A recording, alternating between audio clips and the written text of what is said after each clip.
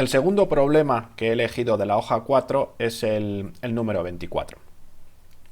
La razón por la que lo he elegido es parecida a la razón por la que elegí el problema 21, porque tiene algunos matices interesantes, aunque haya una solución que se alcance de forma relativamente rápida. Lo primero que vemos es que el enunciado es enorme, entonces al contrario de lo que he hecho en otras clases, no voy a mantener la diapositiva del enunciado nada más que al principio, y luego voy a hacer toda la resolución sin volver a recurrir a ella, porque no me cabría nada más. La idea es que tenemos un contenedor cilíndrico, es decir que uno lo puede ver como un pequeño cable, una pequeña tubería, muy pequeño, de 5 milímetros de longitud, y que dentro tenemos una disolución con una cierta concentración que en principio es de 10 moles por metro cúbico. Y a continuación lo que estamos haciendo es establecer una diferencia de temperaturas entre sus dos extremos. Ponemos el extremo derecho a 303 Kelvin y el extremo izquierdo a 293. Y vemos que como consecuencia de esa diferencia de temperaturas que vamos a mantener constante, ojo que en principio lo que mantenemos constante es la diferencia entre ambos extremos, no estamos haciendo ninguna hipótesis sobre cómo es el gradiente de temperaturas. Si mantenemos constante esa diferencia de temperaturas, lo que observamos es que se observa una diferencia de concentración entre ambos extremos. La concentración a la derecha menos la concentración a la izquierda es de menos 0,25 moles metro cúbico. Si veis, la diferencia es pequeña comparada con la concentración total, pero existe. Esto ya nos indica que se está produciendo un fenómeno de termodifusión, porque con una fuerza termodinámica que está vinculada exclusivamente a la conducción del calor, una diferencia de temperaturas, al final lo que se me genera es otra fuerza termodinámica que en este caso está asociada a un proceso de difusión, lo cual solamente es posible con acoplos entre estos dos procesos. Precisamente por ese motivo nos están pidiendo calcular el coeficiente Soret en primer lugar y luego en segundo lugar nos dan la definición del calor de transferencia, que realmente podéis comprobar que no es relevante porque es exactamente la misma definición que estamos dando en clase. Y a partir de esa definición del calor de transferencia nos piden estimarlo, nos dicen que considerando un valor medio de la temperatura, ya veremos por qué nos hacen esa precisión. Entonces, bueno, para poder empezar a resolver el problema, lo que voy a hacer es codificar todo este enunciado tan largo en un dibujito. Tenemos aquí el contenedor con su longitud. Estoy suponiendo que la concentración inicial son estos 10 moles por metro cúbico y tengo aquí lo que ocurre en el extremo izquierdo y lo que ocurre en el extremo derecho. Fijaos que no he precisado cuánto vale la concentración en cada extremo, simplemente supongo que hay una diferencia de 0,25 moles metro cúbico entre cada una de ellas. Y lo primero que vamos a hacer es obtener el coeficiente Soret. Si recordáis, si tenéis a mano el PDF de la clase correspondiente a termodifusividad, pues tenemos una definición precisa para el coeficiente Soret. Sin embargo, como es aconsejable en cualquier problema de procesos acoplados, es mejor no acudir a esas definiciones, sino comenzar por las ecuaciones fenomenológicas generales. ¿Por qué? Porque las definiciones se hacen en unas condiciones muy concretas, y eso no quiere decir que las condiciones del problema vayan a coincidir con ellas. En cambio, las ecuaciones fenomenológicas describen cualquier proceso acoplado que pueda tener lugar en este sistema. Por lo tanto, empezando de las condiciones fenomenológicas, voy a poder resolver cualquier proceso físico y sin embargo si me empeño en acudir a las definiciones solamente voy a poder resolver un conjunto pequeño de procesos físicos. Así pues, empezamos por las ecuaciones fenomenológicas que he escrito tal y como están en los apuntes de clase. Recordar que en termodifusividad hay 4 procesos diferentes que resultan del acoplo y que nos generan el calor de transferencia, que lo tenemos aquí, el coeficiente de difusividad térmica, que lo tenemos aquí, y también el Soret y el Dufour. Recordar que estos 4 coeficientes están relacionados entre ellos porque debido a las relaciones de Onsager, el coeficiente que va en este término y el que va en este otro término son iguales y a partir de ahí se establece una relación entre todos los posibles efectos cruzados. Eso es lo primero que podemos hacer si lo que queremos es que el Soret nos aparezca explícitamente en las ecuaciones fenomenológicas. De estas relaciones sabemos que el Soret es el de difusividad térmica partido por el coeficiente de difusión y simplemente introduciendo esta definición en este término de aquí obtengo el coeficiente Soret.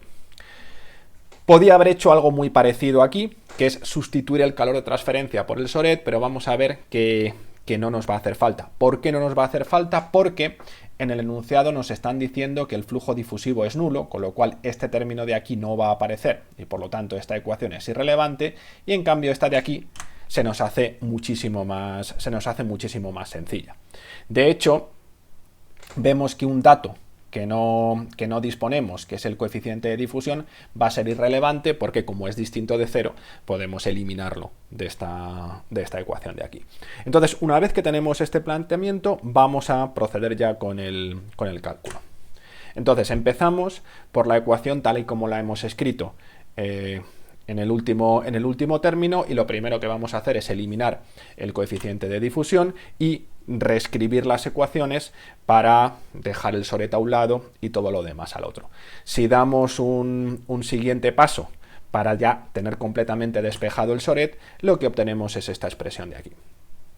Fijaos que de esta versión en la que tengo puesto los gradientes con sus correspondientes vectores, indicando que eso es una magnitud que tiene direcciones y sentido, a la hora de hacer el cociente, pues les he quitado los vectores. Si recordáis de los apuntes de clase, es básicamente lo mismo que hemos hecho cuando hemos introducido las definiciones de los distintos coeficientes. Por un lado, no tiene sentido dividir dos vectores. Por otro, como estamos suponiendo que en general todos los medios con los que estamos trabajando son isótropos, lo que ocurre es que todos los coeficientes fenomenológicos son escalares y por lo tanto todos los gradientes ocurren en la misma dirección. Así pues, yo puedo eliminar el vector y considerar que esto es una magnitud que refleja la dirección y cuyo signo lo que me refleja es el sentido. Y eso es básicamente lo que estoy teniendo en cuenta aquí. De hecho, a partir de ahora, en general, a lo largo de todo el problema, vamos a considerar que el procedimiento es unidimensional y por lo tanto que los gradientes solamente varían a lo largo de la longitud del contenedor. Entonces, esta es la ecuación que vamos a tener que trabajar y la cuestión es ahora cómo la vinculamos a los datos que se nos ofrecen en el enunciado. Entonces, recordar, como dije al principio, que en el enunciado no nos dicen nada de cómo es detalladamente el perfil de concentraciones ni el perfil de temperaturas. Solamente nos dicen cómo son las diferencias de temperaturas y las diferencias de concentraciones en ambos extremos del recipiente. Entonces, llegados a este punto podemos seguir dos estrategias. Podemos intentar explorar en detalle todo el proceso para intentar calcular cómo son estos perfiles o podemos hacer una pequeña estimación.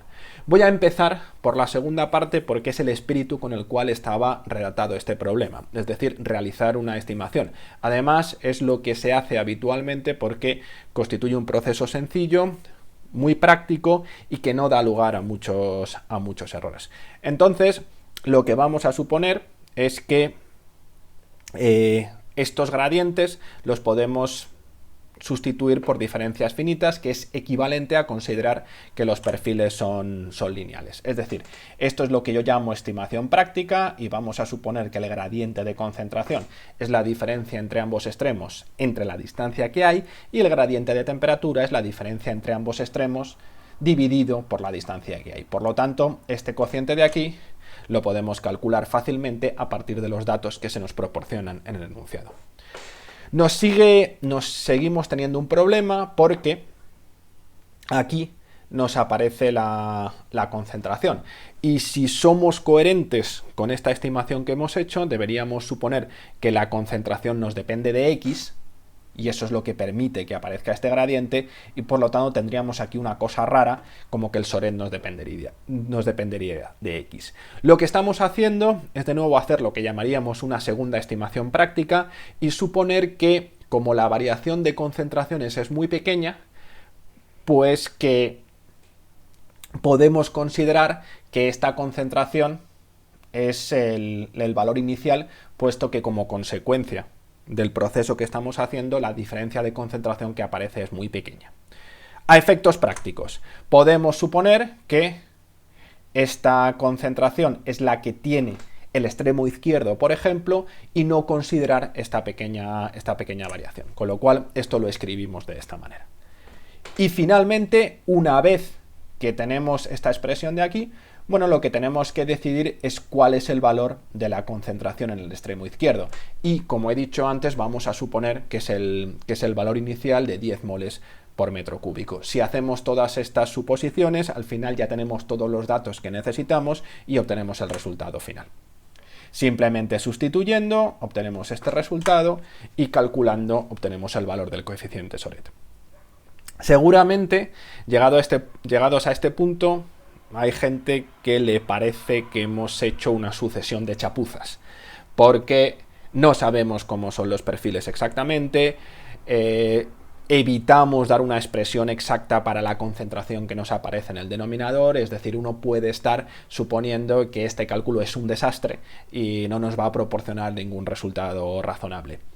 Voy a dejar en suspenso esta parte del problema, volveré a ella un poquito más adelante. De momento, vamos a dar por bueno este resultado que hemos obtenido y vamos a utilizarlo para calcular la segunda parte. Entonces, en la segunda parte nos piden calcular el calor de transferencia. He eliminado de aquí la definición precisa del calor de transferencia porque finalmente es la misma que hemos visto en clase. Entonces, como es la misma que hemos visto en clase, no necesitamos recurrir a esa ecuación para hacer ningún cálculo. Simplemente podemos acudir a las relaciones que hay entre los distintos coeficientes, concretamente a las relaciones que hay entre el calor de transferencia y el coeficiente Soret, que la obtenemos directamente de los apuntes, y ahora lo único que tenemos que hacer es sustituir los datos. El Soret lo acabamos de calcular, R es la constante de los gases, recordar ponerla en las unidades correctas. Si estamos en el sistema internacional son aproximadamente 8,3 julios, mol y Kelvin, y nos falta la temperatura. Por eso en el enunciado nos dicen que tomemos como referencia de la temperatura de 298 Kelvin, que es más o menos la que va a estar en medio. Entonces, sustituyendo todos estos datos, los tenemos aquí. He escrito todas las unidades físicas para comprobar que el resultado es coherente. Es algo que a veces merece la pena hacer para tener un poquito más de seguridad en lo que estamos calculando. Pues lo que nos sale son 1846 julios por mol.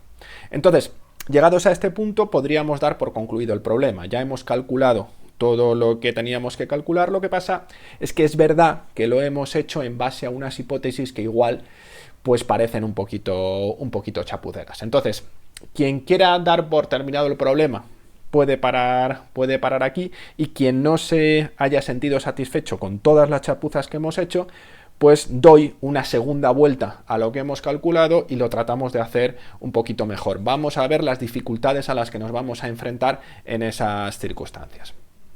Así pues, me vuelvo a esta situación en la que teníamos que calcular el Soret. Entonces, la cuestión es que como no queremos hacer esa estimación práctica que hemos hecho antes, necesitamos extraer información para obtener el gradiente de concentración y el gradiente de temperatura. Y para eso nos vamos a volver a las ecuaciones fenomenológicas, que es el comodín que estamos utilizando siempre si queremos hacer cálculos. Es decir, nos volvemos a esta expresión donde ya he puesto de manifiesto que las condiciones en las que estamos calculando son que el flujo es cero. Fijaos que no la he puesto aquí para que nos demos cuenta de que el 0 en esta ecuación implica un 0 aquí, y por lo tanto implica que la ecuación para el flujo de calor es especialmente sencilla, porque es esta de aquí, es decir, la que se correspondería a un proceso de conducción térmica simple. Eso nos va a proporcionar una cierta información sobre el gradiente de temperaturas, que es la que vamos a poder utilizar. Es decir, haciendo uso de que efectivamente estamos con flujo difusivo cero, yo puedo escribir que el flujo de calor es menos la conductividad térmica por el gradiente de temperaturas. Entonces, Este proceso de conducción del calor es el mismo que hemos visto en el tema anterior para procesos simples y podemos utilizar todos sus resultados.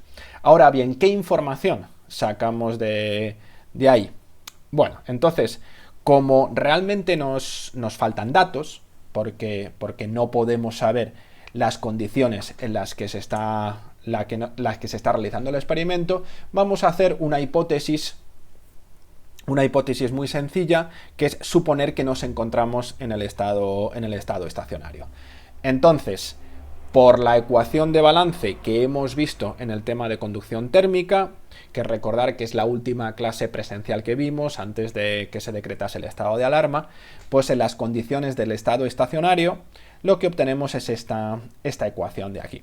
Es decir, la divergencia de kappa por el gradiente de t tiene que ser igual a 0. Esta ecuación está muy bien, nos da una cierta información sobre cómo tiene que ser el gradiente de temperaturas, pero nos siguen faltando datos, porque la solución de esta ecuación depende críticamente de cómo sea este coeficiente de conductividad térmica. Por lo tanto, aunque queramos ir por este procedimiento más serio a la hora de hacer los cálculos, no nos queda más remedio que hacer una serie de suposiciones. Ya hemos supuesto una, que es que estamos en el estado estacionario. Esto más o menos se puede justificar diciendo que en el enunciado, bueno, pues establecen que todo permanece constante, que estamos manteniendo unos ciertos valores en los extremos, con lo cual podemos deducir que eso ha ocurrido a tiempos suficientemente largos, pero ahora no nos queda más remedio que hacer alguna hipótesis sobre cómo es esta conductividad térmica. Lo más sencillo es suponer que es constante y así además nos las podemos quitar de en medio y por lo tanto la ecuación que va a determinar el perfil de temperaturas y por lo tanto el gradiente de temperaturas es esta de aquí. Como el proceso es unidimensional, pues esto simplemente nos dice que la derivada segunda de la temperatura con respecto a x dos veces es 0, y la podemos integrar de acuerdo con las condiciones de contorno que nos da este perfil. Fijaos que por lo menos ahora sí ya tenemos un perfil de temperaturas y como lo que nos interesa es el gradiente, bueno, pues obtenemos este resultado de aquí y al menos este denominador ya lo hemos conseguido de una forma un poquito más sofisticada que con las estimaciones que hicimos antes. Casualmente el resultado es el mismo, como podéis ver, porque precisamente nos ha salido una recta, con lo cual por aquí lo que vamos viendo es que por lo menos en este momento la estimación práctica era bastante razonable. Al menos lo que hemos podido es indagar bajo qué condiciones hemos obtenido esa estimación práctica.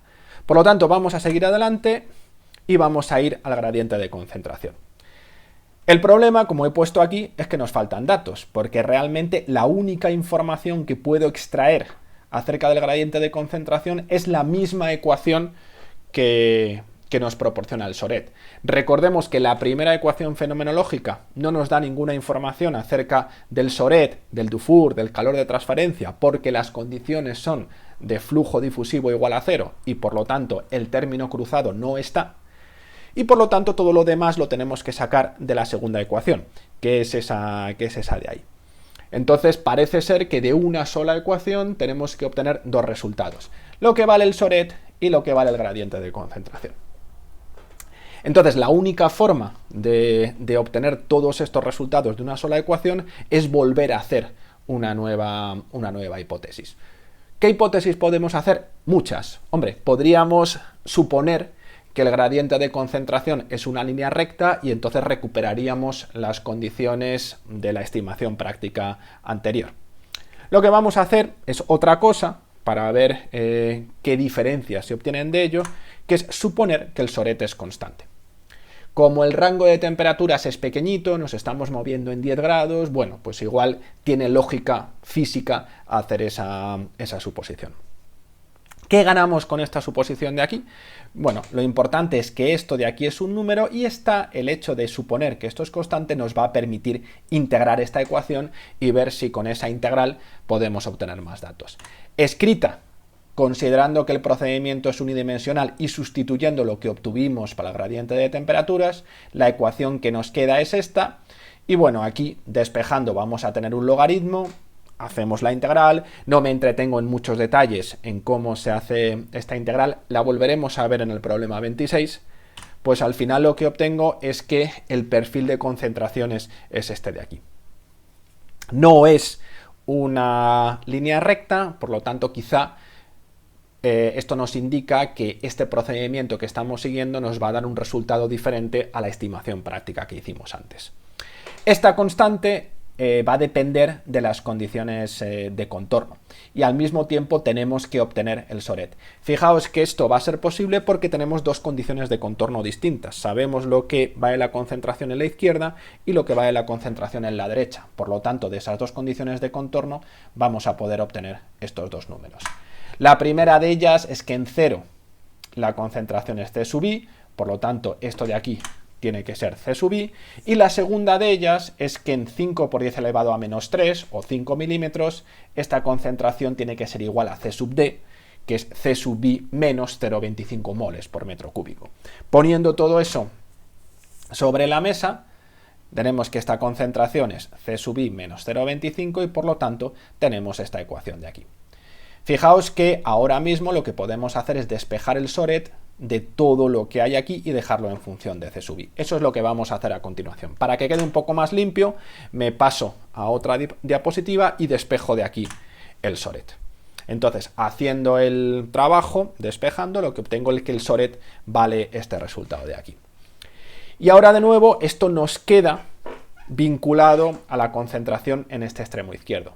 Por lo tanto, vamos a hacer la última hipótesis, que es suponer que esa concentración es el dato original de 10 moles partido por metro cúbico.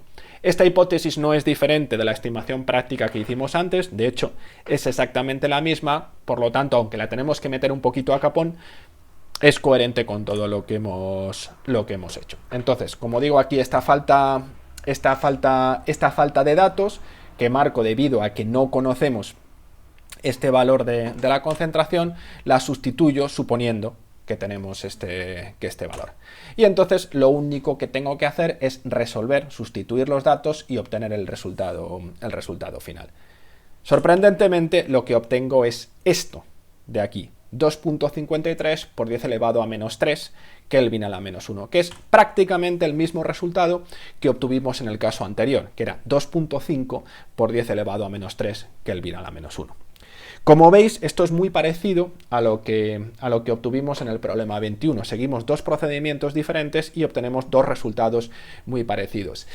Esta es una de las razones por las cuales he elegido estos dos problemas, el 21 y el 24, para ver que en muchas circunstancias, cuando se hacen cálculos de procesos acoplados, se están haciendo unas suposiciones o unas aproximaciones que a primera vista parecen no del todo justificadas, pero que luego, si uno indaga un poquito más en ellas, se da cuenta de que en realidad no son tan importantes y obtendríamos unos resultados muy parecidos con otras condiciones diferentes.